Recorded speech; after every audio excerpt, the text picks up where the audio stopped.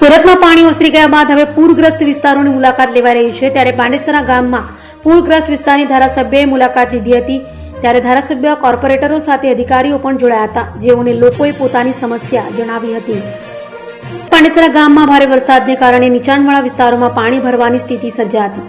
પાણી ઉતર્યા બાદ અસરગ્રસ્ત વિસ્તારોની મુલાકાત લેવા સ્થાનિક ધારાસભ્ય મનુ પટેલ સાથે નગરસેવકો તેમજ સુરત મહાનગરપાલિકાના અધિકારીઓ અને કર્મચારીઓ પહોંચ્યા હતા। અધિકારીઓએ સ્થાનિક રહેવાસીઓ સાથે વાતચીત કરી તેમની મુશ્કેલીઓ અને થયેલા નુકસાન અંગે માહિતી મેળવી હતી।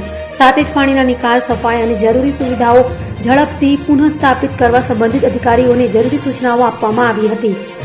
સ્થાનિકોએ પણ પોતાની સમસ્યાઓ અને માંગણીઓ જનપ્રતિનિધિઓ સમક્ષ રજૂ કરી હતી।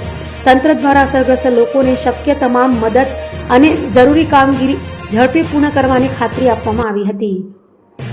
આજે તમને દેખાય છે કે હું એક ધારાસભ્ય છું આ વિસ્તારનો।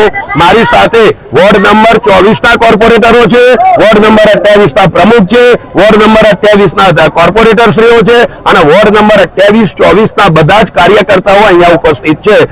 સાથે અધિકારીઓ બી બધે સાફ સફાઈ કરવામાં અત્યારે લાગી પડેલા છે।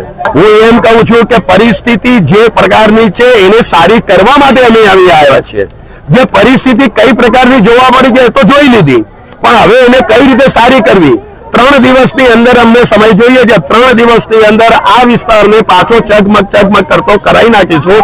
અહીંયા પાણીની વ્યવસ્થા થઈ જશે, અહીંયા સફાઈની વ્યવસ્થા થઈ જશે, અહીંયા આરોગ્યની વ્યવસ્થા થઈ જશે અને અહીંયા એક પણ અમારો પરિવાર ભૂખ્યો નહીં રહે એ ફ્રૂટ પેકેટની બી વ્યવસ્થા થશે। જ્યાં સુધી પોતાના ઘરનો ચૂલો નહીં સળગે ત્યાં સુધી આ બધા જ પરિવારોને અમે ફ્રૂટ પેકેટ બી આપીશું।